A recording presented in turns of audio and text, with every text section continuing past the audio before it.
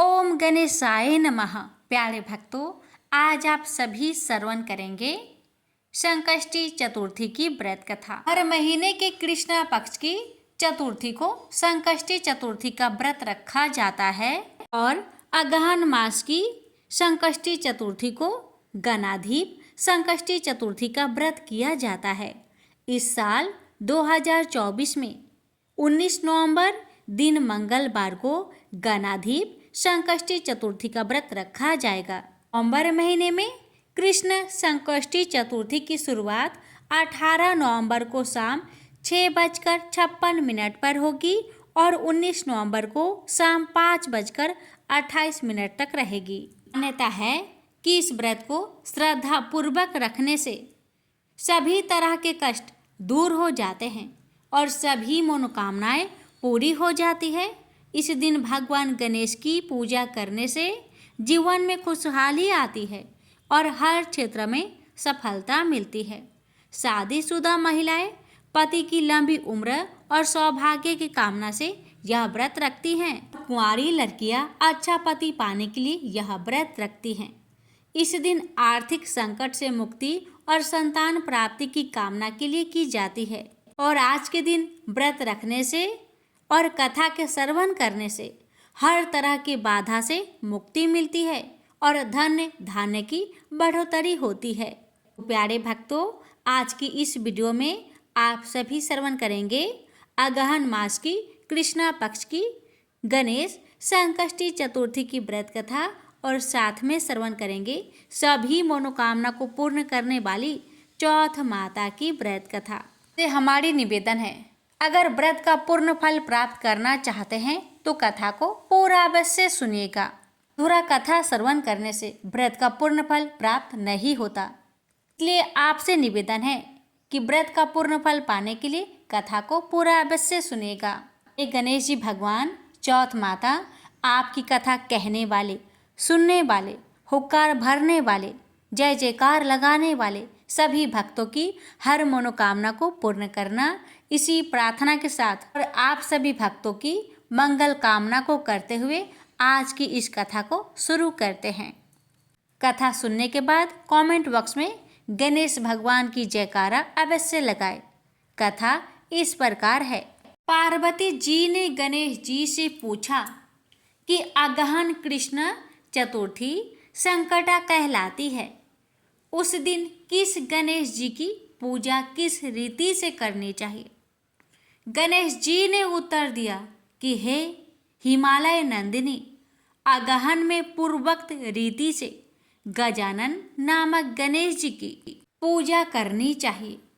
पूजन के बाद अर्घ्य देना चाहिए। दिन भर व्रत रहकर पूजन के बाद ब्राह्मण को भोजन करवाकर जौ, तिल, चावल, चीनी और घृत का साकला बनाकर हवन कराए तो वह अपने शत्रु को वशीभूत कर सकता है। इस संबंध में हम एक प्राचीन इतिहास सुनाते हैं। प्राचीन काल में त्रेता युग में दशरथ नामक एक प्रतापी राजा थे। वे राजा अखेट प्रिय थे। एक बार अनजाने में ही उन्होंने एक श्रवण कुमार नामक ब्राह्मण का अखेट में वध कर दिया। उस ब्राह्मण के अंधे माँ बाप ने राजा को श्राप दिया, जिस प्रकार हम लोग पुत्र शोक में मर रहे हैं उसी भांति तुम्हारा भी पुत्र शोक में मरण होगा।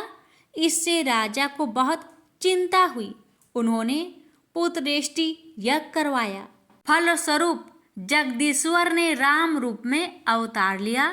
भगवती लक्ष्मी जानकी के रूप में अवतरित हुई। पिता की आज्ञा पाकर भगवान राम, सीता और लक्ष्मण सहित वन को गए, जहां उन्होंने खर, दूषण आदि अनेक राक्षस व राक्षसियों का वध किया। इससे क्रोधित होकर रावण ने सीता जी का अपहरण कर लिया। सीता जी की खोज में भगवान राम ने पंचवटी का त्याग कर दिया और ऋष्यमुख पर्वत पर पहुंचकर सुग्रीव के साथ मैत्री की। तत्पश्चात सीता जी की खोज में हनुमान जी आदि बानर तत्पर हुए। ढूंढते ढूंढते बानरों ने गिद्धराज संपाति को देखा। इन बानरों को देखकर संपाति ने पूछा कि कौन हो, इस वन में कैसे आए हो, तुम्हें किसने भेजा है, यहाँ पर तुम्हारा आना किस प्रकार हुआ है। संपाति की बात सुनकर बानरों ने उत्तर दिया कि भगवान विष्णु के अवतार दशरथ नंदन राम जी, सीता जी और लक्ष्मण जी के साथ दंडक वन में आए हैं। वहां पर उनकी पत्नी सीता जी का अपहरण कर लिया गया है। हे मित्र, इस बात को हम लोग नहीं जानते कि सीता कहाँ है।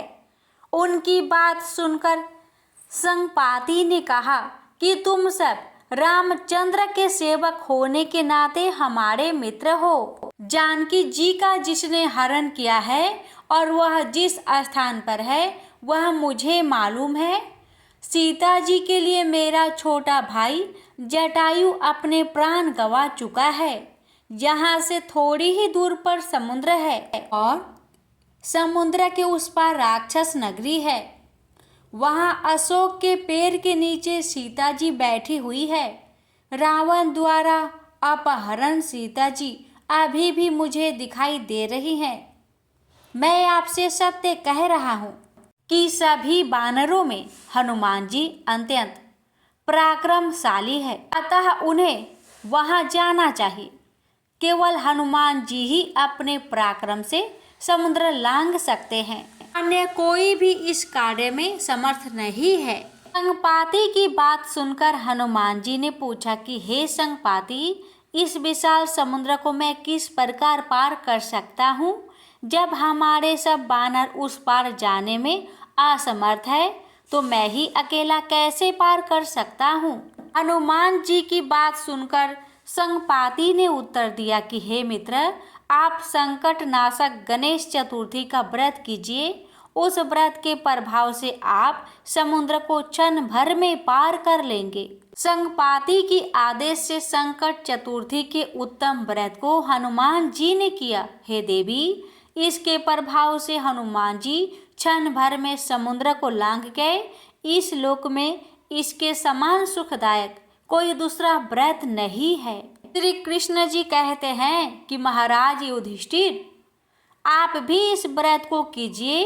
इस व्रत के प्रभाव से आप क्षण भर में अपने शत्रुओं को जीतकर संपूर्ण राज्य के अधिकारी बनेंगे। भगवान कृष्ण का वचन सुनकर युधिष्ठिर ने गणेश चतुर्थी का व्रत किया। इस व्रत के प्रभाव से वे अपने शत्रुओं को जीतकर राज्य के अधिकारी बन गए। प्रेम से बोलिए गणेश भगवान जी की जय। आइए भक्तों, जानिए मार्गशीर्ष मास गणेश चतुर्थी व्रत पूजन विधि के बारे में। प्रातःकाल उठकर नित्य कर्म से निवृत्त हो, शुद्ध होकर स्वच्छ वस्त्र धारण कर ले। श्री गणेश जी का पूजन पंचोपचार, धूप दीप नैवेद्य अक्षत फूल विधि से करे। इसके बाद हाथ में जल तथा ध्रुवा लेकर मन ही मन श्री गणेश जी का ध्यान करते हुए व्रत का संकल्प करे। उसके बाद अब कलश में जल भरकर उसमें थोड़ा गंगा जल मिलाए। कलश में ध्रुवा, सिक्के, साबुत हल्दी रखे। उसके बाद लाल कपड़े से कलश का मुख बांध दे। अब कलश पर गणेश जी की प्रतिमा स्थापित करे। पूरे दिन श्री गणेश जी के मंत्र का स्तवन करे। संध्या को दोबारा स्नान कर शुद्ध हो जाए। श्री गणेश जी के सामने सभी पूजन सामग्री के साथ बैठ जाए। विधि विधान से गणेश जी का पूजन करे। वस्त्र अर्पित करे। नैवेद्य के रूप में 10 लड्डू अर्पित करे। चंद्रमा उदय होने पर चंद्रमा की पूजा कर अर्घ्य अर्पण करे। उसके बाद गणेश चतुर्थी की कथा पढ़े या फिर सुने अथवा सुनाए। जौ, चावल, चीनी, तिल व घी से हवन करे। तत्पश्चात गणेश जी की आरती करे। 5 लड्डू प्रसाद के रूप में बांट दे और शेष 5 अगले दिन ब्राह्मण को दान में दे। 12 महीने सुनी जाने वाली चौथ माता की व्रत कथा। एक नगर में एक बूढ़ी माँ रहती थी। वह अपने बेटे की सलामती के लिए 12 महीनों की चौथ का व्रत करती थी। हर चौथ को पंसारे से थोड़ा सा गुड़ और घी लाकर 4 लड्डू बनाती, एक बेटे को देती, एक से पूजा करती, एक हथकार के लिए निकालती और एक चांद उगने पर खुद खा लेती थी।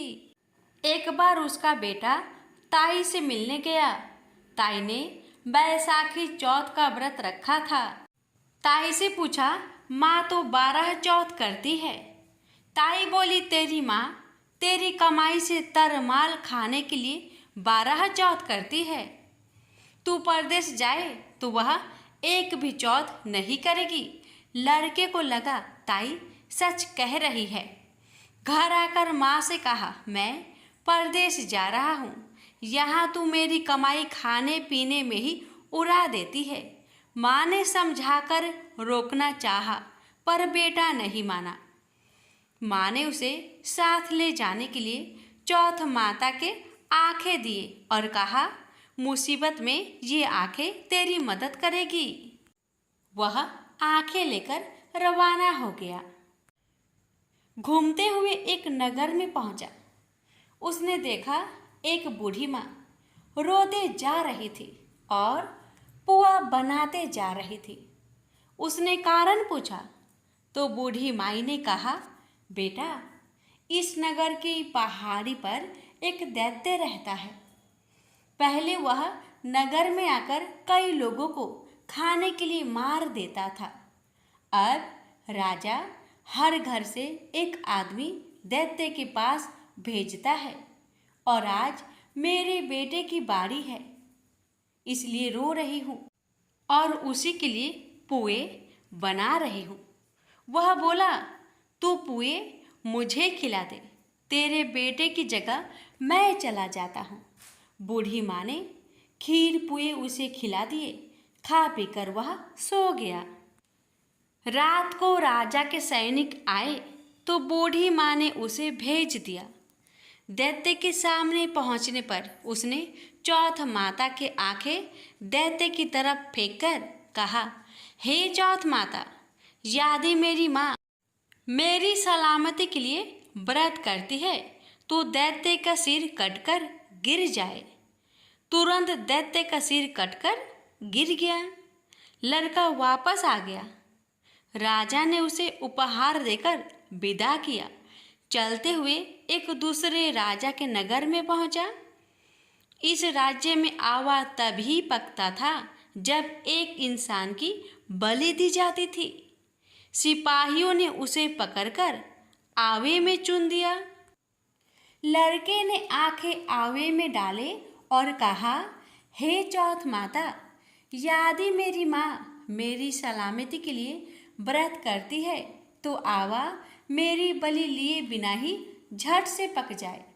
आवा तुरंत पक गया। आवे में से मिट्टी की जगह सोने चांदी के बर्तन निकले। अंदर से लड़का बोला, बर्तन धीरे धीरे निकालना, मुझे लग न जाए। राजा ने उसे निकलवाया और पूछा, इस आवे से तुम बच कैसे गए? लड़के ने बताया कि उसकी माँ चौथ माता का व्रत करती है, व्रत के कारण ही वह बच पाया है। राजा को विश्वास नहीं हुआ। उसने एक चांदी की सुराही मंगवाई और कहा कि सुराही की नली से निकलकर दिखाओ, तभी मुझे विश्वास होगा। लड़के ने चौथ माता को याद करके आंखें सुराही में डाले और कहा, मैं भंवरा बनूं, सुराही से निकलूं। लड़का भंवरा बनकर सुराही से निकल गया। राजा ने खुश होकर राजकुमारी की शादी उसके साथ करवाई और सभी लोगों को चौथ माता का व्रत करने को कहा। उसे माँ की याद आई। उसने राजा के पास जाकर खुद के नगर जाने की इच्छा जाहिर की। राजा ने रथ, घोड़ा, हाथी और खूब सारा दान दहेज देकर उन्हें विदा किया। चौथ के दिन अपने नगर पहुंचा। वह अकेला पंसारी के यहाँ माँ का इंतजार करने लगा। सोचा चौथ है तो माँ यहाँ जरूर आएगी। थोड़ी देर बाद लकड़ी टेकती हुई माँ आती दिखी। बेटा माँ के चरणों में गिर पड़ा। कहा, माँ मैं तेरा बेटा हूँ, मुझे माफ़ कर दो। माँ ने उसे गले से लगा लिया। लोग चौथ माता की जय जयकार करने लगे। उस नगर के सभी लोग चौथ माता का व्रत करने लगे। हे चौथ माता, जैसे बूढ़ी माँ और उसके बेटे की सहायता की, वैसे हमारी भी करना। कहानी कहने और सुनने वाले पर कृपा करना। बोलिए चौथ माता की जय हो। एक बुढ़िया माई थी, मिट्टी के गणेश जी की पूजा करती थी। रोज बनाए रोज गल जाए। एक सेठ का मकान बन रहा था तो बुढ़िया बोली, पत्थर का गणेश बना दो। मिस्त्री बोले, जितने में हम तेरा पत्थर का गणेश जी करेंगे उतने में अपनी दीवार ना चिरेंगे। बुढ़िया बोली, राम करे तुम्हारी दीवार टेढ़ी हो जाए। अब उनकी दीवार टेढ़ी हो गई। वो चिने और ढा देवे, चिने और ढा देवे। इस तरह करते करते शाम हो गई।